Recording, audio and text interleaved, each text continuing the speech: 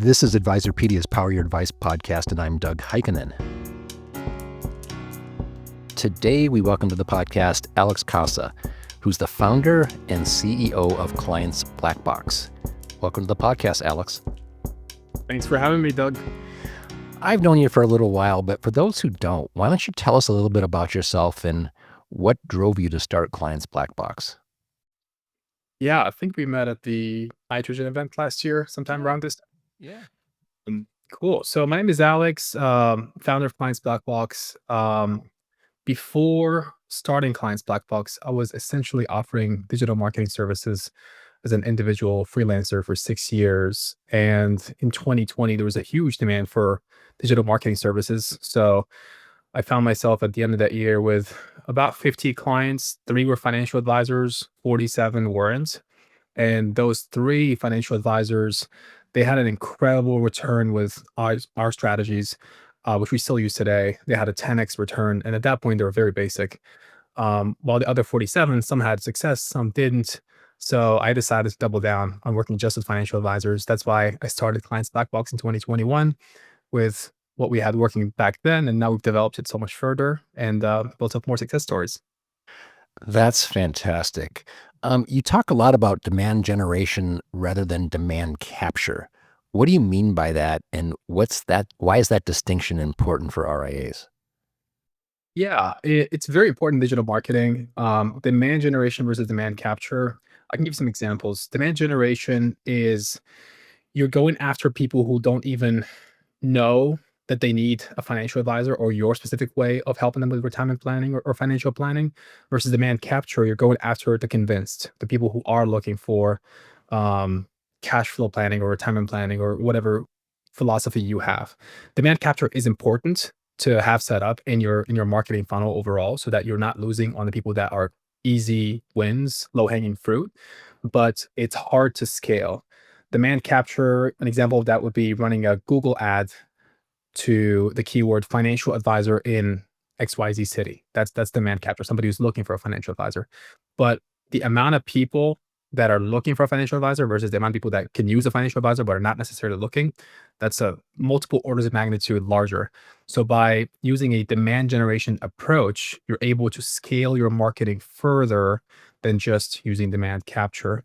And that is able to help you kind of scale your firm further, more profitably than just looking after the people that are easy low hanging fruit.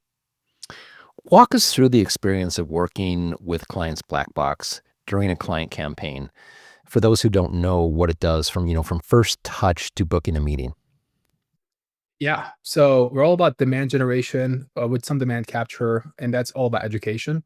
So when you work with us, what we create for you is an end to end educational funnel that takes somebody from not knowing who you are, what you do, what we can help them, what problems they have that you can solve for them, to knowing who you are, what you do, what problems you can solve for them, and then having them booked in your calendar. And the way we do that is we create a short educational video that we script for you. We've scripted 3,500 of these over the past 4 years.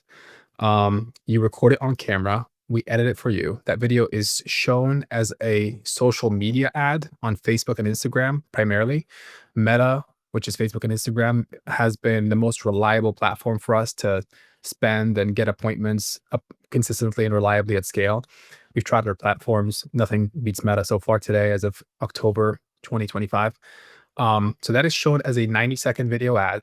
That leads the prospect to another landing page that has a 10-minute educational video. That video, the most important thing that video does is it gets their attention and educates them on a problem that you'll solve for them. It's not just about making an offer of, hey, I'll build you a free financial plan, or I will give you a stress test to your portfolio, or do a retirement risk review. Those are nice. That's more demand capture. Demand generation is more about, let me educate you about this specific problem and the cost of not solving it and what life can look like if you do solve it. That allows you to have conversations with people that are not saying, hey, what's the thing you're trying to sell me, versus, hey, I have that problem. How can you solve that? And that's an easier conversation to turn into a client versus the other way. So that 10-minute educational video, again, educates them on the problems you can help solve for them, gives them some general guidelines on ways they can solve that problem that may align with your planning philosophy, and invites them to book an appointment a consultation with you. And the way they book that appointment is they don't submit a form where you have to reach out to them and you chase them. They go to your Calendly or Schedule Once, whatever tool you use. They fill out or choose a date and time when they want to meet with you. It's a Zoom meeting, and then they tell you how much they have investable assets, what's their biggest concern, and other qualifying criteria that might be important to you, whether it's income, assets.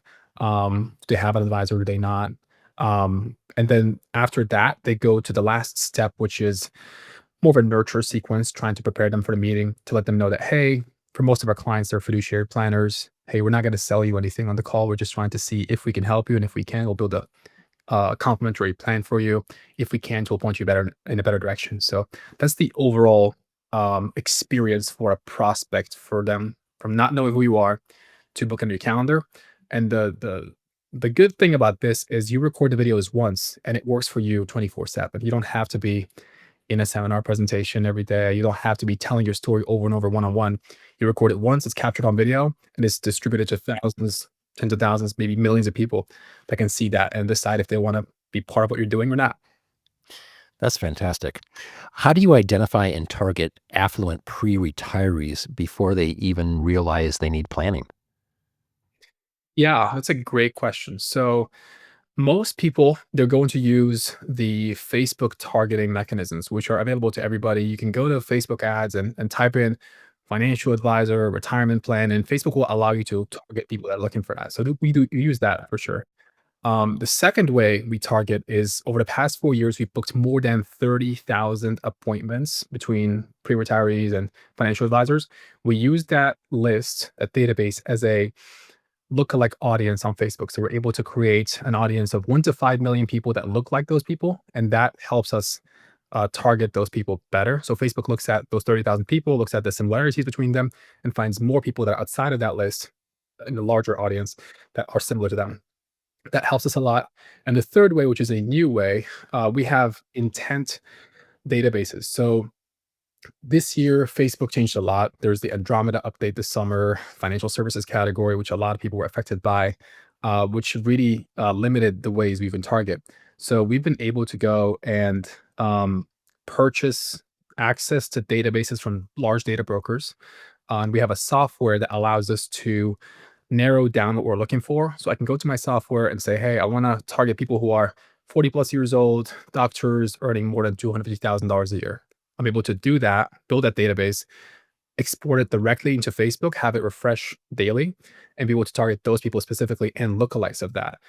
Also, I have the intent. I know that those people have looked for um, financial planning, budgeting, retirement plan in the past 10 days. So it's very fresh. They've expressed intent in the category of services that you offer.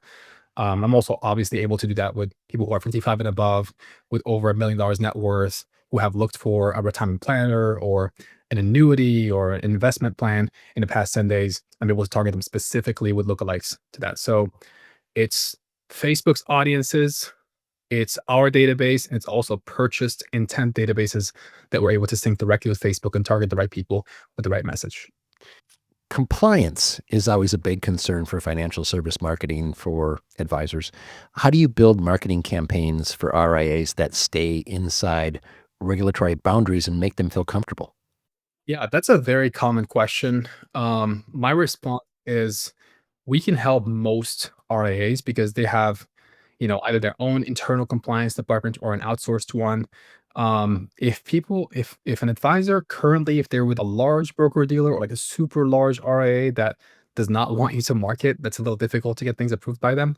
But it's the basics. It's just not promising returns. It's not saying that the trigger keywords like guaranteed or peace of mind or being promissory in any way.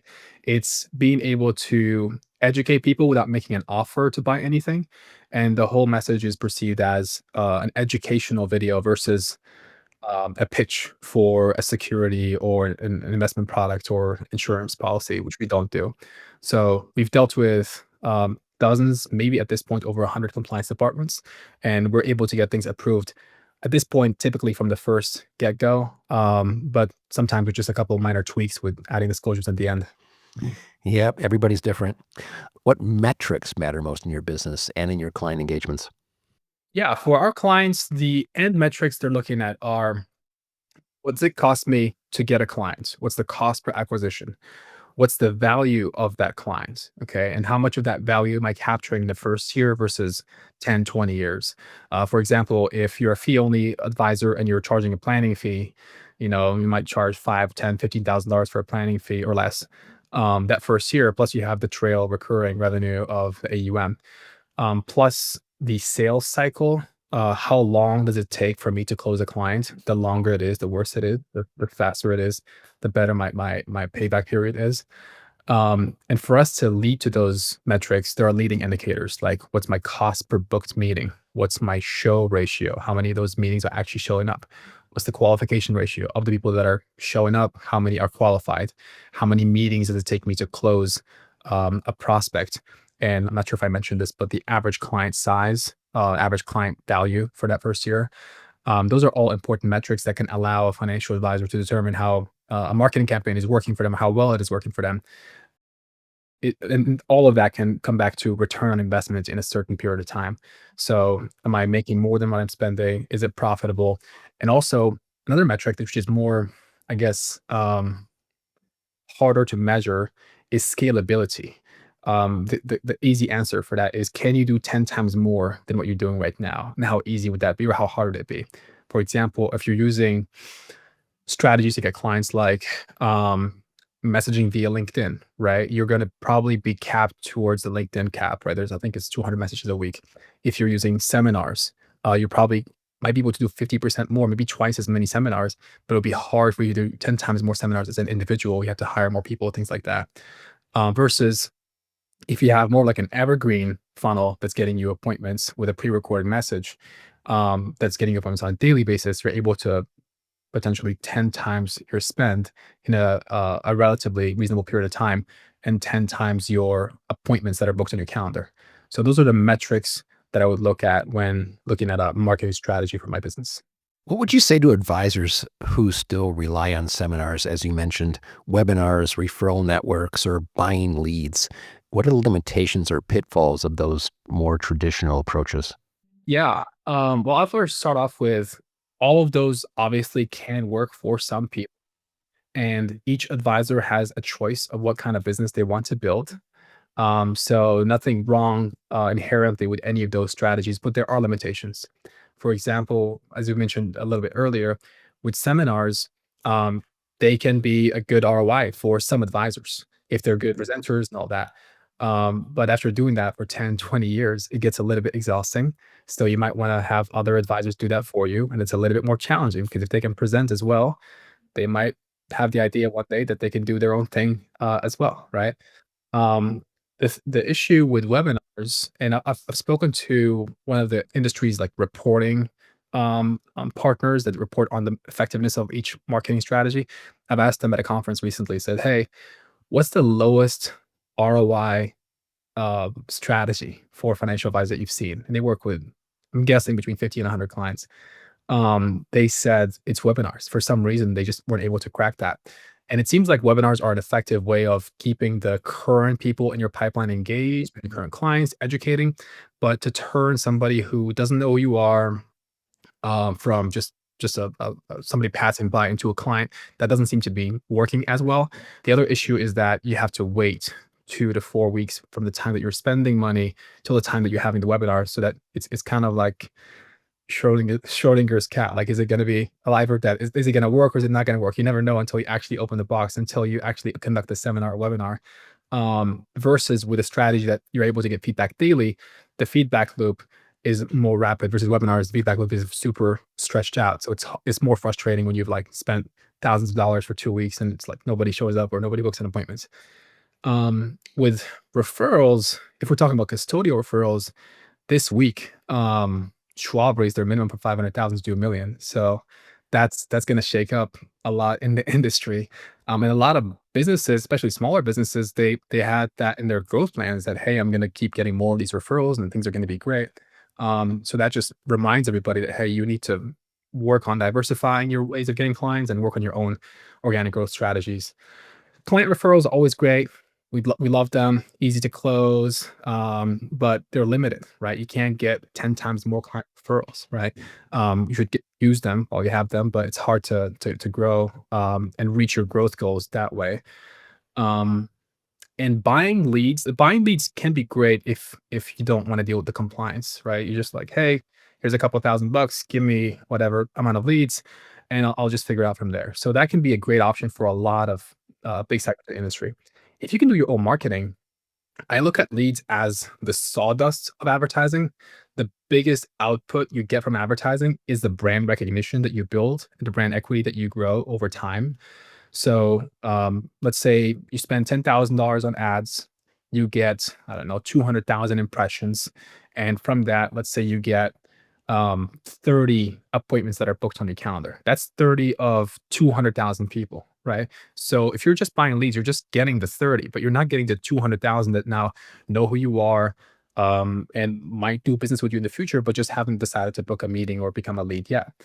While a lot of the lead vendors over the past decade or so, they built these big businesses because now everybody knows who they are and they're able to go to them to get matched with a financial advisor.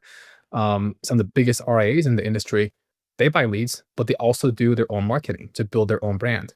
So what you're missing out on when you're buying leads is not building your brand equity. Also, the lead vendor is what are they doing to get leads? They're spending money on social media advertising in the most cases, and they're selling you the lead at a decent markup for them to run their business.